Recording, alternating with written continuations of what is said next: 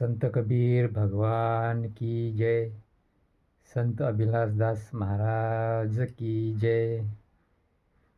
आदरणीय साधुगण और भाई और बहनों, आज के इस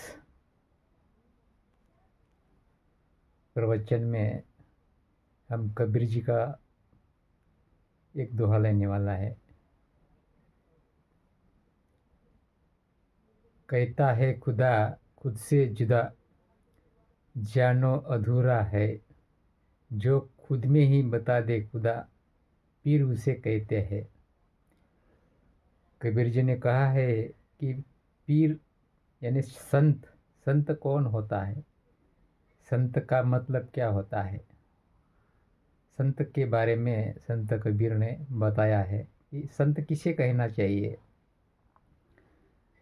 आजकल संत बहुत सारे हैं, अलग अलग संप्रदायों के संत हैं, बहुत सारे हैं। और उसमें से कुछ नकली संत भी है। तो उनसे कैसा पहचानना होगा, उनसे कैसा सावधान होना होगा। कबीर जी कहते हैं कि असली संत की पहचान क्या है,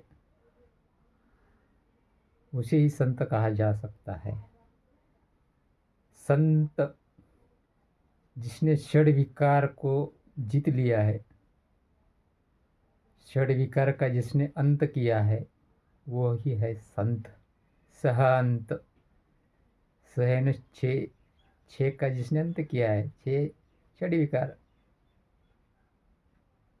काम क्रोध लोभ दंभ मद और मत्सर, यह हो गया छह विकार। और इस विकार को जिसने जीत लिया है, पराजित कर दिया है, वो ही संत है। संत की यही परिभाषा है कि समाज को सही दिशा दिखाने में जिसका हाथ ज़्यादा है, जिसकी भूमिकाएं ज़्यादा है, सही रास्ता दिखाने में, भटके हुए समाज को सही रास्ते पर लाने के लिए संत की यही भूमिका है। अंधश्रद्धा दूर करना, क्या परंपराएं है, उसमें से जो अच्छा होगा समाज के हित के लिए, देश के हित के लिए, वही समाज को बताना, यही सही रास्ता दिखाना है संतों का। और मुक्ति के बारे में, निर्वाण के बारे में, मोक्ष के बारे में सही क्या है और गलत क्या है, भक्तगण कहाँ किधर भटक रहा है, उसे सही रास्ते पर लाने के लिए अपनी रहनी में रहकर दूसरों को राह दिखाने वाला ही संत होता है। संत की परिभाषा वही है कि जो सच्चे रास्ते पर लाने वाला, षड विकार को पराजित करने वाला, वही संत है। और इस प्रकार के संत मिलना कठिन हो गया है। जहाँ तहाँ अधूरे संत की भरमार लगी हुई है और हम सामान्य जन उसमें फंस रहे हैं, फंसते जा रहे हैं। उसका बचाव किस प्रकार होना चाहिए, कबीर जी इस दोहा में से बताते हैं। कहता है खुदा, लोग कहते हैं कि ईश्वर है। कहता है खुदा खुद से जुदा, जानो वह अधूरा है। जो खुद में ही बतला दे खुदा, पीर उसे कहते हैं। पीर यानी संत। जो कोई भी खुद के बगैर, खुद से अलग अगर बाहर ईश्वर बताता हो, भगवान बताता हो, मोक्ष बताता हो, निर्वाण बताता हो, पर कल्याण बताता हो, तो समझिए कि ये खाली हवा में फायरिंग करना हो गया, हवा में बातें झाड़ना हो गया, हवा में बकवास करना हो गया। क्योंकि बाहर कुछ नहीं है, बाहर सब माया है, सब माया से भरा हुआ है बाहर, और बाहर से माया भी मिलेगी। बाहर से क्या मिलेगा? माया। बाहर सब माया है, अंदर झांकना पड़ेगा खुद में। अंदर का मतलब खुद। तो यहाँ 3 प्रकार पड़ता है अंदर। किसके अंदर? यहाँ शरीर है। शरीर ही खुदा हो सकता है क्या? इसका परीक्षण करना होगा। शरीर है, मन है और आत्मा है, 3 चीज़ें यहाँ है। इन 3 चीज़ों का जो परीक्षण करने के लिए ज्ञान चाहिए, वो सदगुरु के शरण में जाकर मिलता है। तो शरीर खुदा नहीं हो सकता है, क्योंकि ये तो नश्वर है। शरीर पंच तत्वों से बना हुआ है, जड़ तत्वों से बना हुआ ये शरीर, ये नाशवान है। खुदा तो अनश्वर है, वो नाशवान नहीं है। तो शरीर नश्वर नहीं होगा। कबीर जी ने कहा कि खुद में ही बता दे खुदा। तो खुद का मतलब क्या हो गया? क्या होता है? शरीर तो नश्वंत है, नश्वर है। तो इसका मतलब है कि मैं कौन हूँ? मैं शरीर हूँ, मैं मन हूँ, मैं कौन हूँ? मैं की जिसने जानकारी ली, ज्ञान लिया, मैं को परीक्षण करके देखा, कसौटी पर उगला कर देखा कि मैं कौन हूँ, मेरा प्रावधान क्या है, मेरा उद्देश्य क्या है, मेरी दिशा क्या है। जब तक ये बातें समझ में नहीं आएगी, तब तक खुद में खुदा दिख नहीं सकता। कोई भी संत जो अन्य हैं, अपूर्ण संत, वो बता नहीं सकता। वो बाहर ही बताएगा आपको। आपको क्या बताएगा? इस पेड़ की पूजा करो,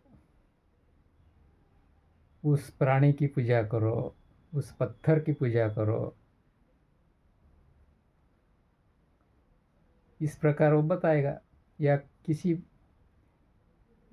महाराज के बारे में बताएगा कि इसकी सेवा करो, लेकिन वो नहीं बताएगा कि उसके लक्षण क्या है, उस संत के लक्षण क्या है, उस पीर के लक्षण क्या है, वो नहीं बताएगा। क्योंकि वो बातें उसे खुद ही मालूम नहीं होती, इसलिए वो दिशा नहीं बताता। और अपना जो भक्त समुदाय है भटक जाएगा करके वो उधर भी दिशा भी नहीं निर्देशित करता, क्योंकि ये है यहीं पड़े रहना चाहिए तब। क्योंकि मेरा फायदा यही होने वाला है। अगर ये इधर उधर भटक गए तो मेरा आश्रम कैसा चलेगा, मेरा ये धंधा कैसा चलेगा, इसके बारे में वो सोचता है। उसे मालूम रहता है कि ये भटक जाएंगे, मैं अगर सही दिशा बताऊंगा तो मुझे ये पूछेंगे नहीं करके, ये यहीं रहना चाहिए इसी गलत फहमी में।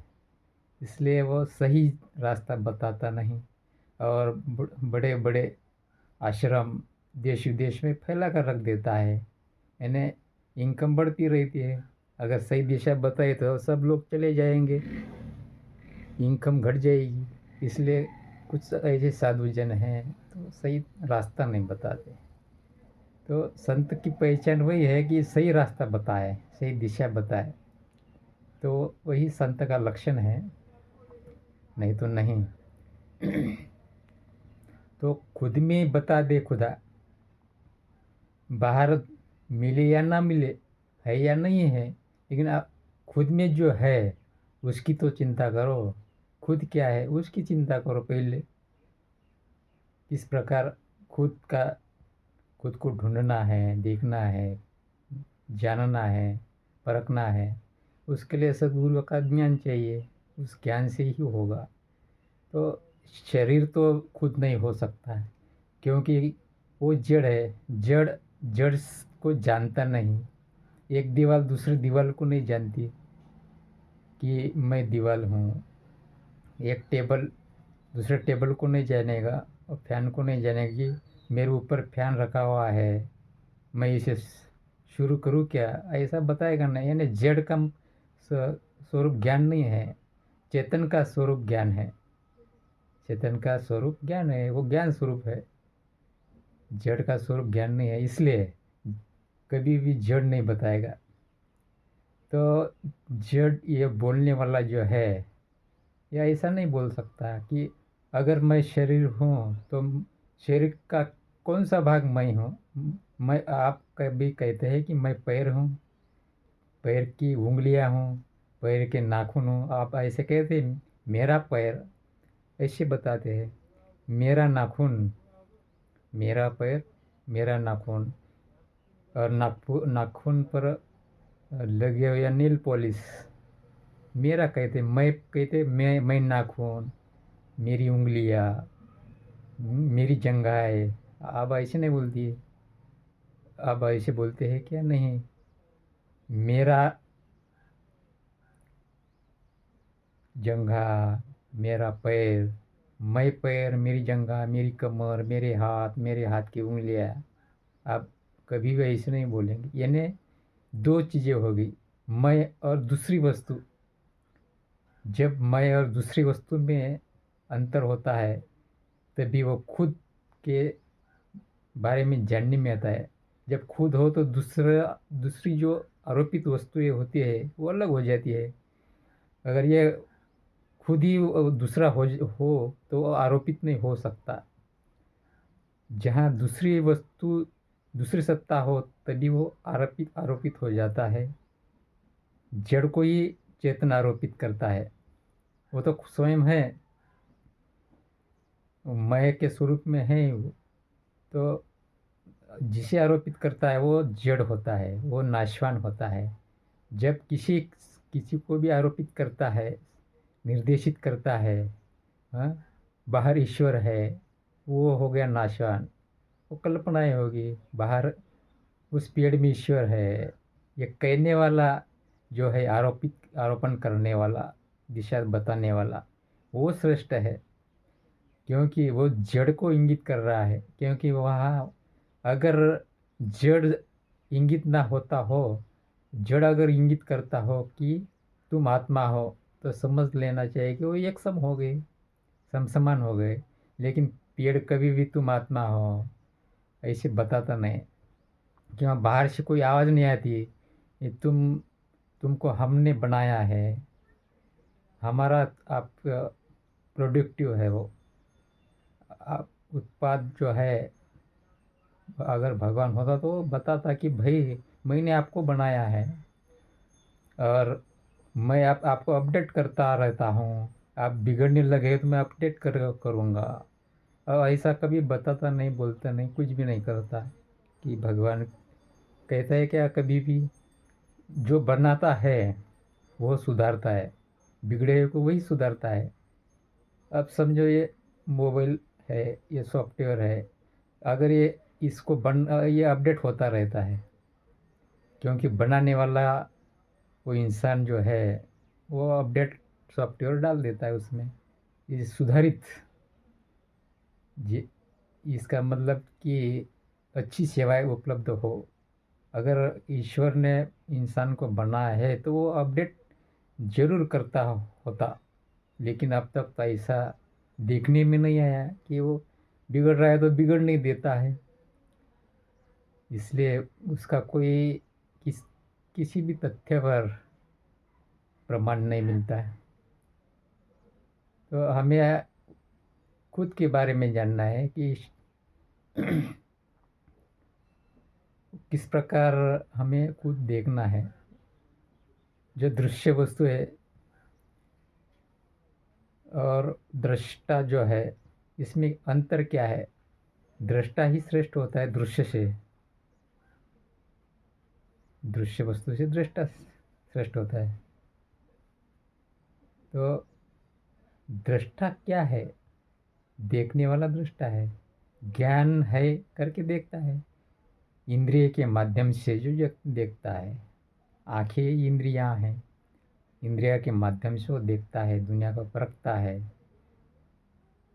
तो इसलिए वो दृष्टा हो गया, ज्ञानी हो गया, ज्ञान हो गया। कभी आंखें खुद को नहीं देख सकती, कभी भी नहीं देखेगी, दृष्टा है करके देखती है। तो उस दृष्टा को देखना चाहिए, उस ज्ञानी को देखना चाहिए। इसलिए उसके लिए सद्गुरु के शरण में जाना पड़ता है। तो शरीर मैं नहीं हूँ, मैं शरीर को जानने वाला,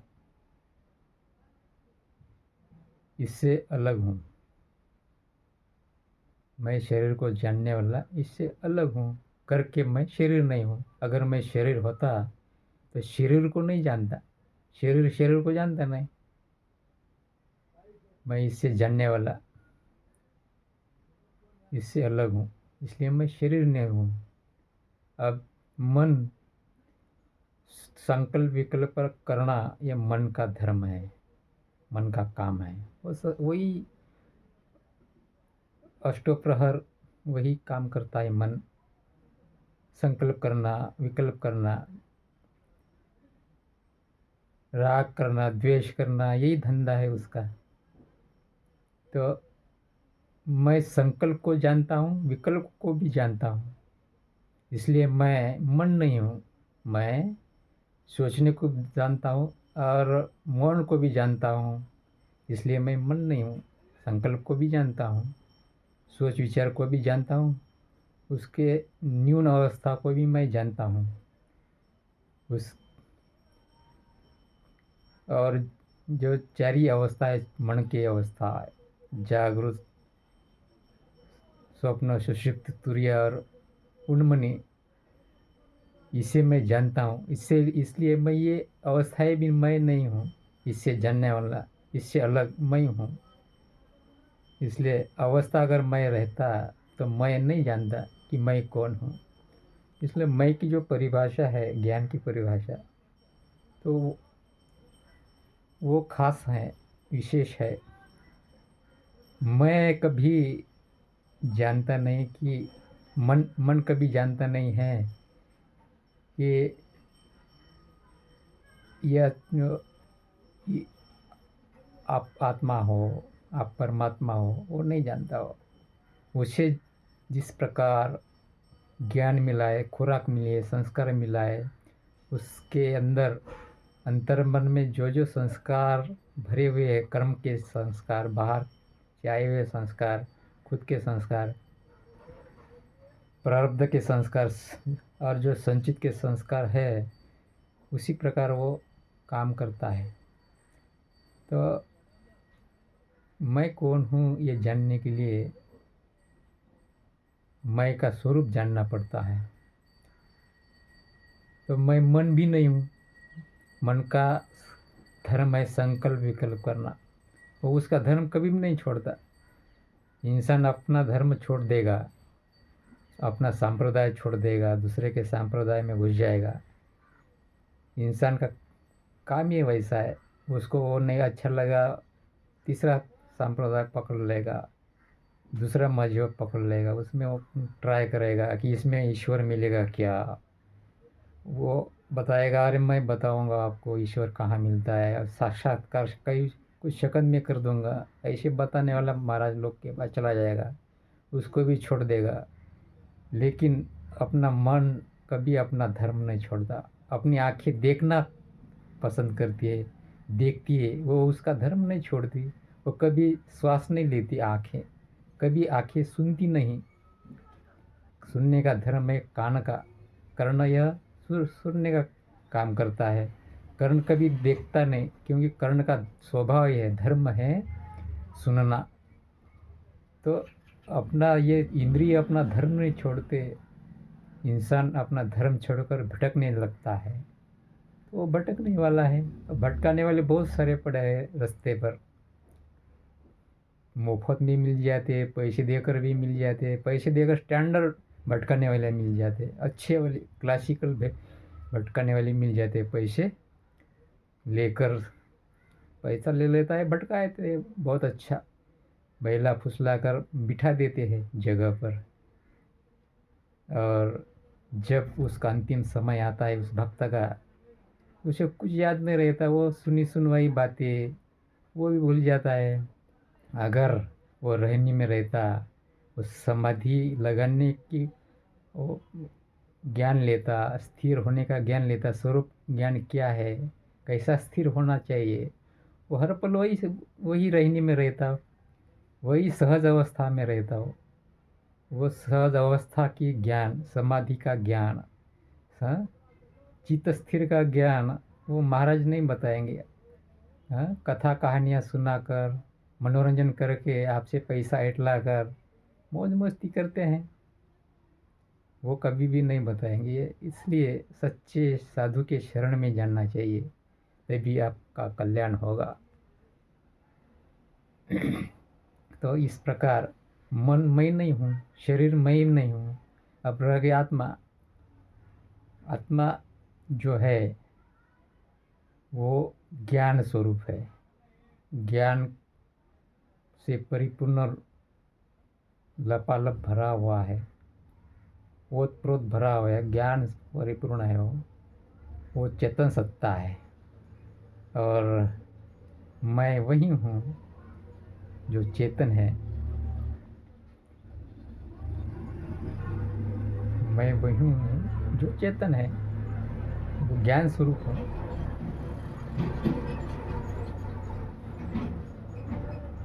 आत्मा हमारी जाति है, जीव हमारा नाम। आत्मा हमारी जाति है, जीव हमारा नाम। स्वरूप हमारा, ज्ञान हमारा स्वरूप है, आकाश हमारा ग्राम। हमारा स्वरूप ज्ञान स्वरूप है। हम ज्ञान हमारा स्वरूप है, आकाश हमारा ग्राम। हम आकाश में यानी शून्य में रहते हैं, शून्य अवस्था में रहते हैं। शून्य है हमारा ग्राम, ये हमारी स्थिति है। हमें झोपड़ी महल बंगला नहीं चाहिए, ऐशो आराम नहीं चाहिए। हमारी स्थिति सहज है, वो शून्य अवस्था है। मन का शून्य हो जाना, मन का मोह मिट जाना, विकार विचार और विकार मिट जाना ही मोक्ष है। इसलिए कबीर जी कहते हैं, भेष देखे मत भूलिए, बुझी लीजिए ज्ञान, बिना कसौटी होत नहीं कंचन की पहचान। संत के बारे में वही बताते हैं कि ये संत जो दिशा बताने वाला, सही रास्तों पर लाने वाला, समाज को आगे बढ़ाने वाला, वही संत होता है। नहीं तो रुपये में संत बहुत मिल जाते हैं, उसके पीछे मत लगो, अच्छे संत के खोज में लगो, आपको संत जरूर मिल जाएगा। इस प्रकार आज का प्रवचन का यह भाग समाप्त होता है। साहेब बंदगी।